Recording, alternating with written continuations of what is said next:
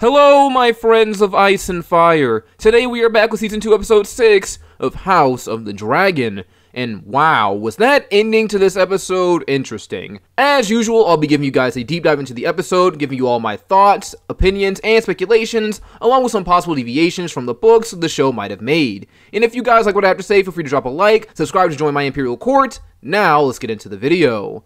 The episode opens with Jason Lannister, the Lord of Casterly Rock and House Lannister during this time period, the twin brother of Tyland, the Master of Ships, and once upon a time a potential suitor for Rhaenyra. After a long march to the Golden Tooth, Jason is ready to march on Harrenhal, but only as soon as he and his men get some rest and relaxation at the expense of another man's home.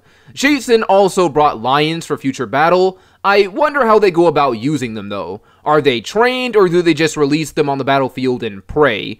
Guess we'll see.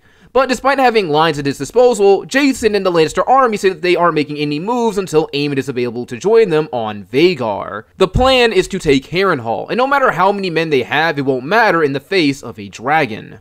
Aemond does not take Lord Jason Lannister's summoning well. He sees it as an insult, as if Jason Lannister is giving him an order. He orders Tyland to make his brother make a move despite the risks, and when Alicent tries to add her own voice to the conversation, she's straight up ignored by her own son like she isn't even there.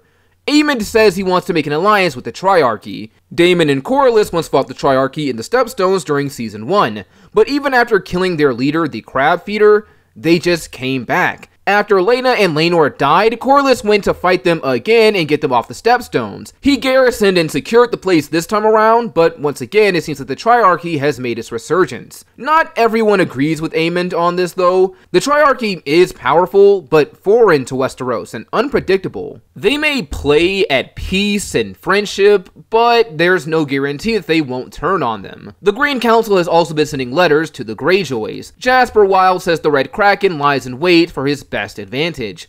Currently, House Greyjoy is led by a man named Dalton Greyjoy, who is actually 16 years old.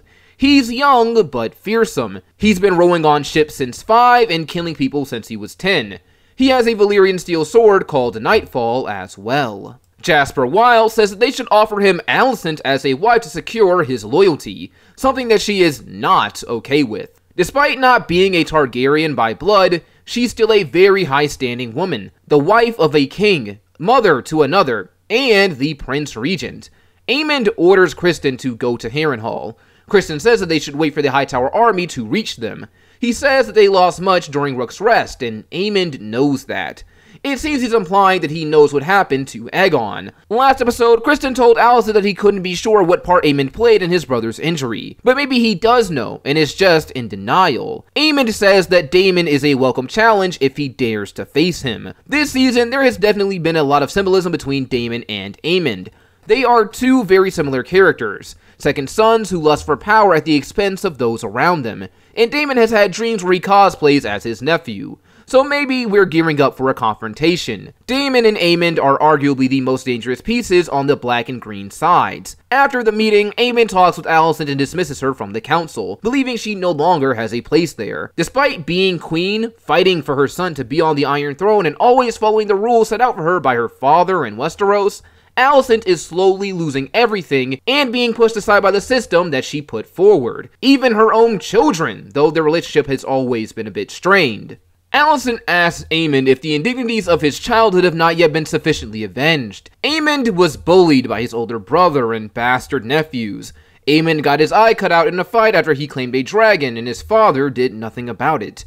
Aemond was still mistreated by Aegon as he got older too, so there is a lot of trauma within this character, and I really like the shot they give us when they showcase this. You have one where Aemond's eye is visible, showcasing his humanity and vulnerability when it comes to his mother. Then there's a shot that shows only the eye patch.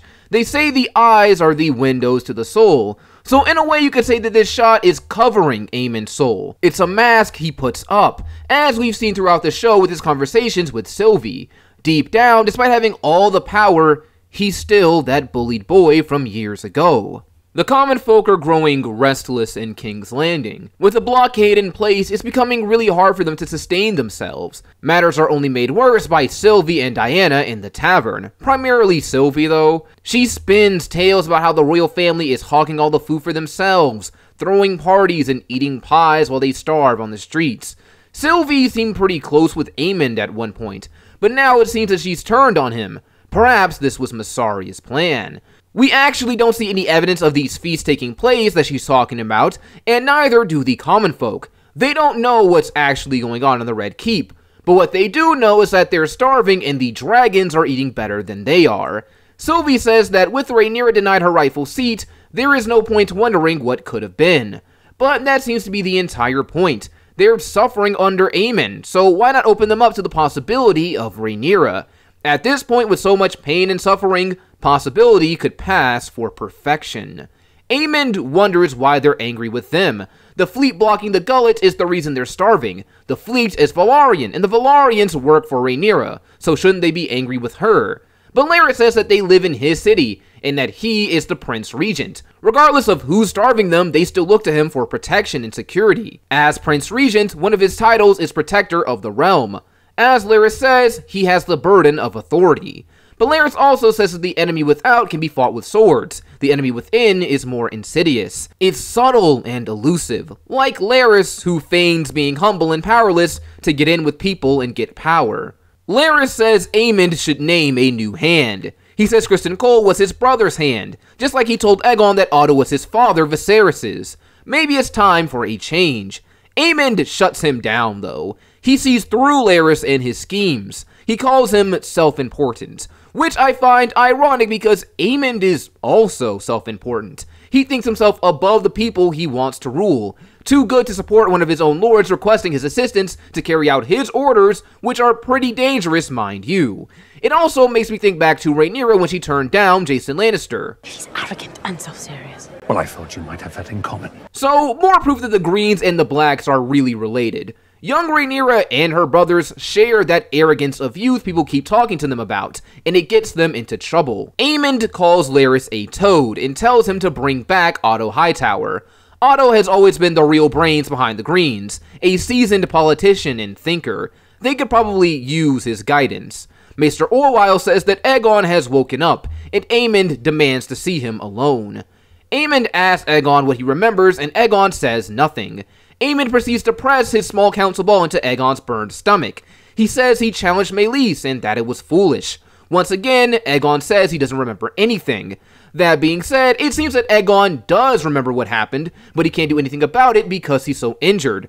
The roles have been reversed. Aegon is the weak one, and Aemond is the one who needs to be feared, so he stays quiet about what really happened.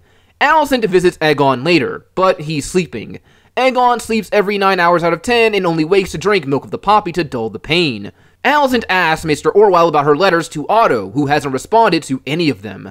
War has begun in the Reach with the death of Lyman Beesbury, who Criston Cole killed last season. Maybe if they would have kept him as a hostage instead, they could have forced the support of his family. Alicent asks Orwyle what Aegon will be if he lives. He's been burned badly, and in the books he broke his ribs and a hip too. He looks half dead like his father Viserys. Perhaps he's the one she's thinking of when she's looking at her son. Despite being a king, Viserys was practically a walking corpse. Will Aegon be the same? When the Maester leaves, she apologizes to Aegon. Alicent, while she loves her children, never wanted them and was not a good mother to them. Aemond and Helaena, maybe. It seems like she made some effort with them, but she was not a good mother to Aegon. She's always yelling at him, hitting him, belittling him, and forcing him to fit roles he never wanted. She was not the mother she should have been, and this has definitely contributed to how Aegon turned out as an adult. And with their last conversation, how she said he wasn't needed and had no value after everything the Greens went through to put him on the Iron Throne, maybe she blames herself for his injuries. Maybe if she had embraced him when he was asking for her help, he wouldn't have flown off on Sunfire and gotten himself burned. Alicent talks with her brother Gawain, and this gives us some interesting details about his relationship with Otto. Gawain says that Alicent was Otto's favorite child, and seeing how he raised and treated her, I can only imagine how things were with Gawain. Unlike Alicent, Otto didn't take Gawain to court, except for that one time he was there for the Heirs tournament. He was raised in Oldtown. Alicent says it must have been hard for him, being 8 years old, a child, and motherless. Otto and Alicent were his close family, yet he was raised at a distance. So maybe there's some resentment for his own father. The Greens are just one big heap of parental pressure, familial traumas, and failures. Alicent asks Gawain about her son Daeron, who's been in Oldtown the whole time and hasn't been writing Alicent recently. Gawain speaks about Daeron with pride, saying that he's strong, handsome, good at playing music, but most importantly, he's kind. In the books, Daeron is said to be the kindest of Alicent's sons. Gawain says that despite the Red Keep's reputation, it might not be the right environment to raise children. We've seen how the pressures of court and politics have affected the Targaryen family. Not just the Greens, but the Blacks too. Alicent wonders though if it was the court that did that to her children, or maybe her being a bad mother. Both could be true. Maybe if she hadn't been forced into court politics by her father and had children she wanted with a man she wanted, she could have been a good mother. Larys talks to Aegon and tells him not to drink the milk of the poppy.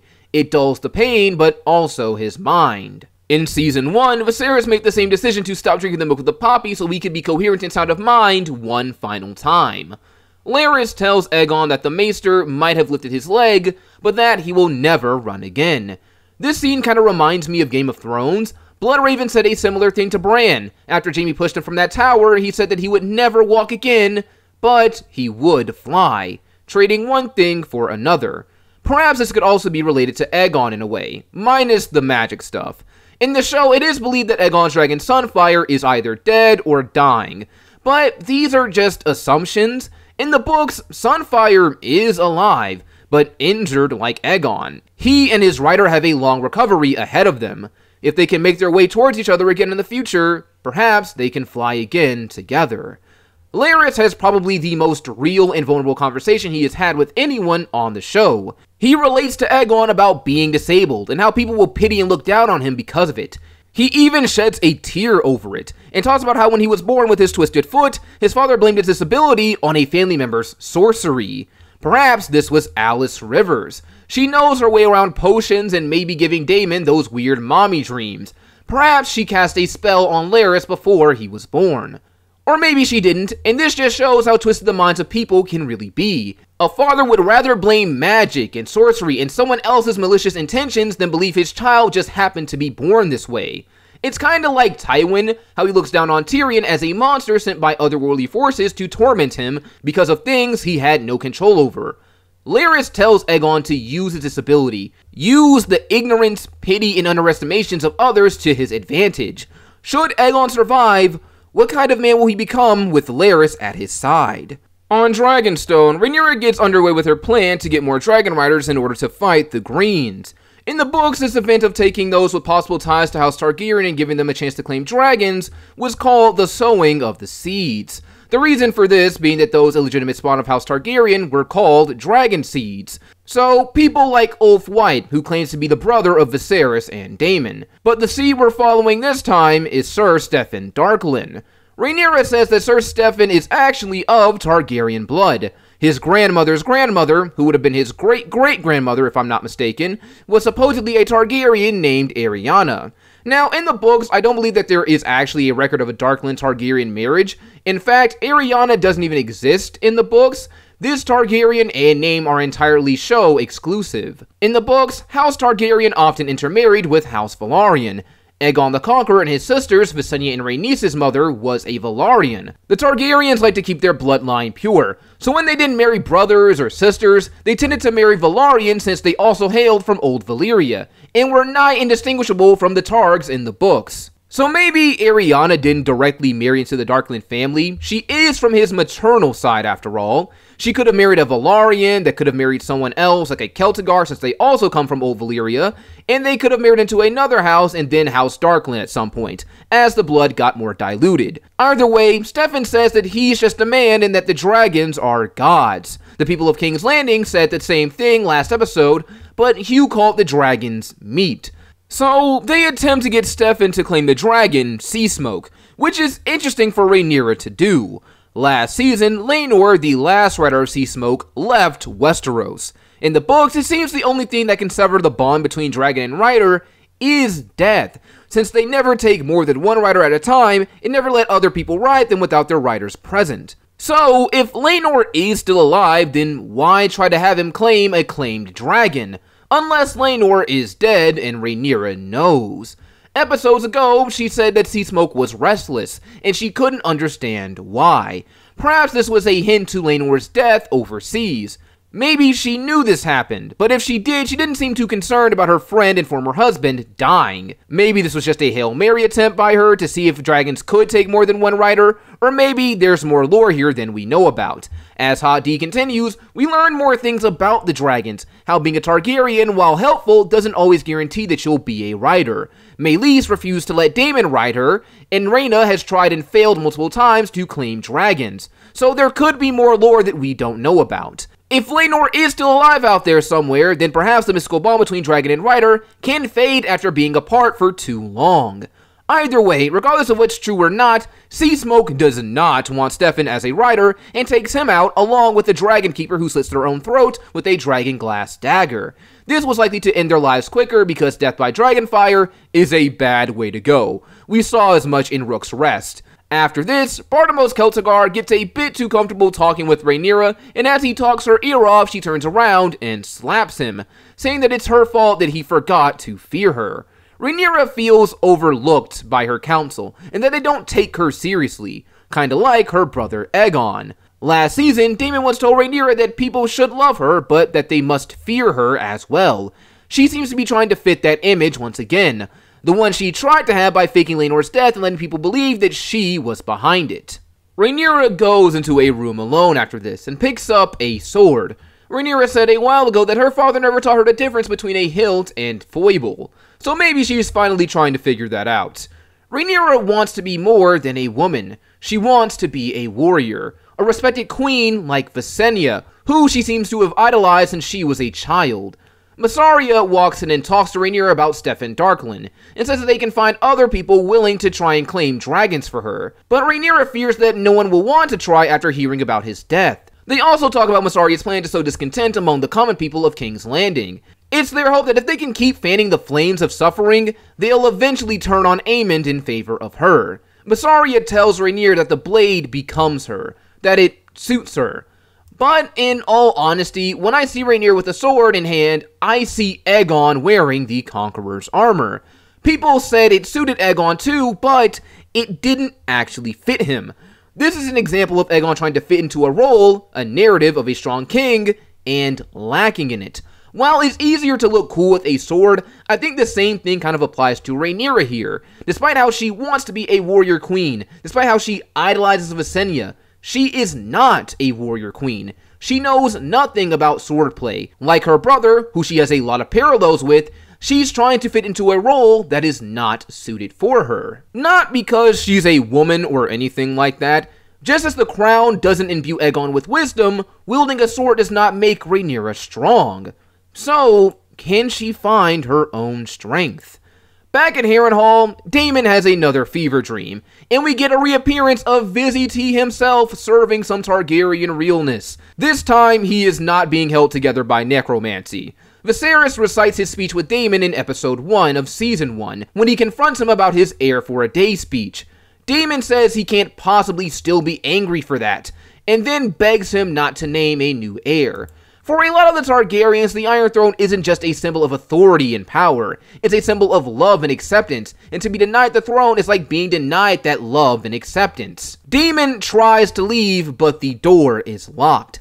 Harrenhal is forcing Daemon to confront his own fears and shortcomings as a person. He can't run away from his problems like he did before. When Viserys disinherited him, he went to Dragonstone. When Viserys refused to entertain his antics there, he went to the Stepstones. After he almost slept with Rhaenyra, he ran off with Laena to Pentos. Now, after killing Jaehaerys and arguing with Rhaenyra, he runs away to Harrenhal. But this time, it's not letting him leave. When he finally comes to, he attacks Simon Strong and accuses him of poisoning him, of being in league with Larys Strong, and even wonders if Rhaenyra herself is behind it all. Then when he tries to leave, he encounters Alys Rivers, who is accompanied by a barn owl, which she likened herself to when Daemon first arrived at Harrenhal. It's funny because in this scene, Daemon does something out of character and genuinely asks someone for help.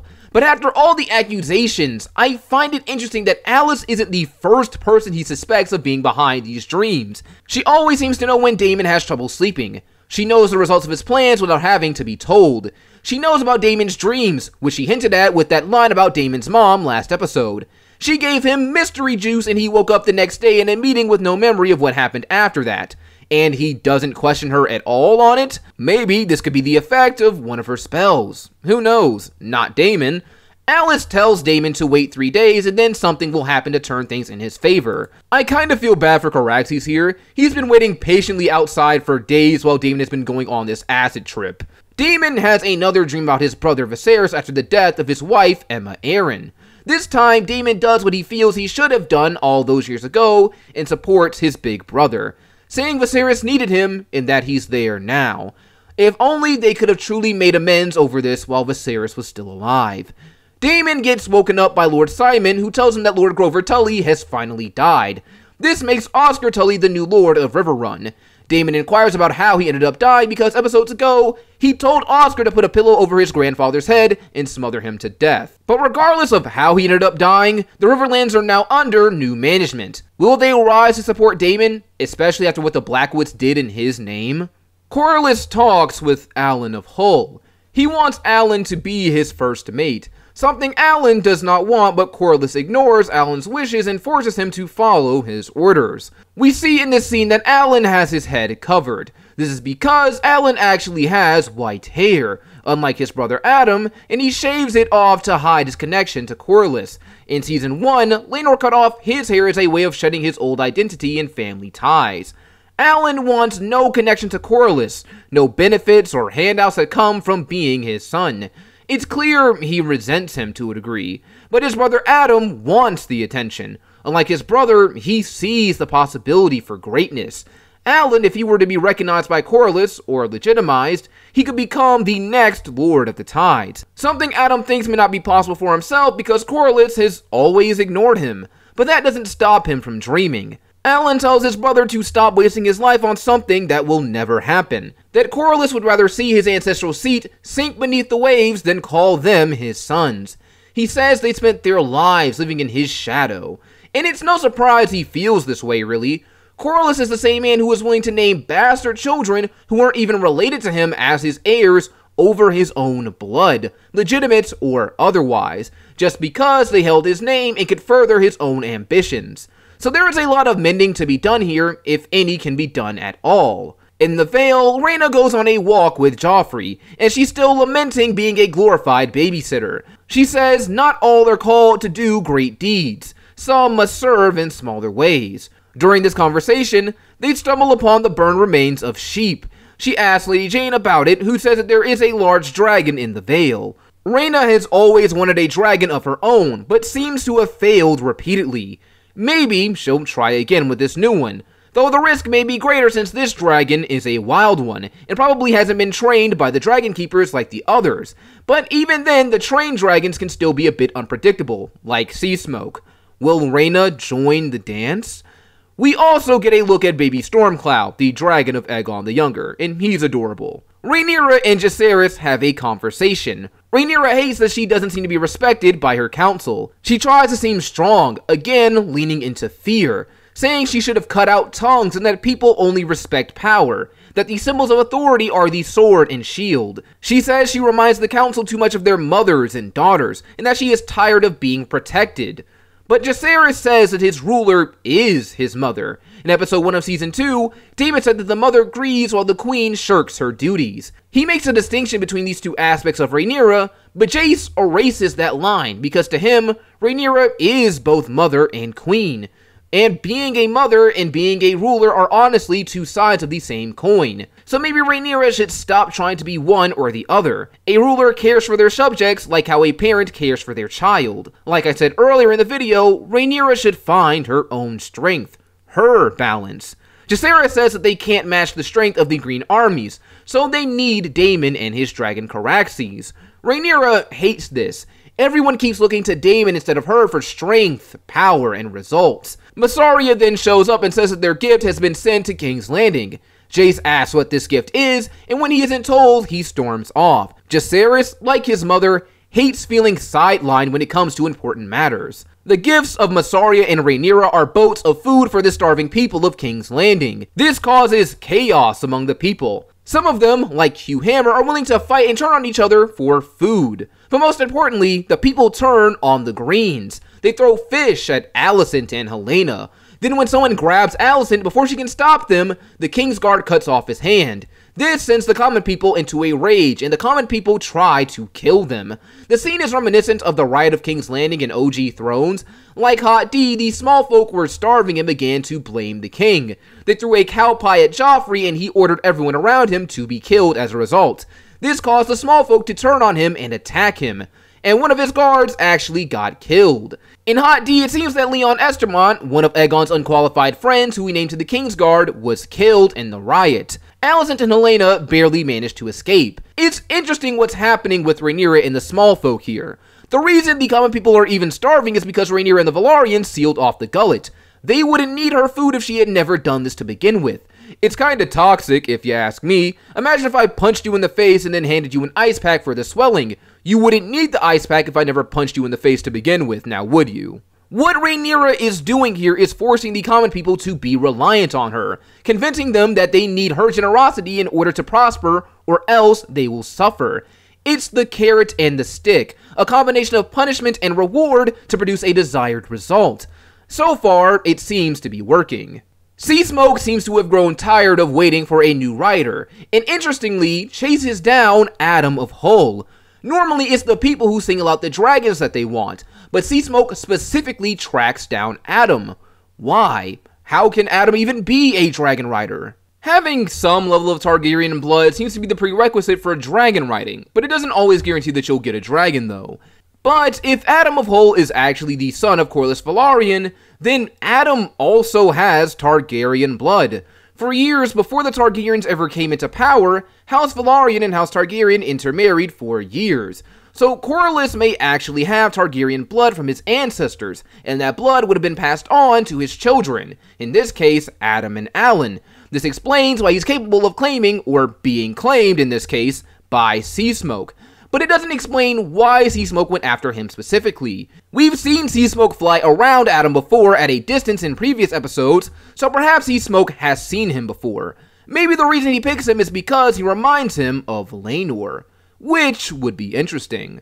Rhaenyra and Mysaria talk about Daemon. Rhaenyra once again begins lamenting about her position. She doesn't think that she can win the war, especially with her own son questioning her. She hates how people keep looking to Daemon instead. She says that Daemon was everything she wanted to be, carefree, dangerous, and a man.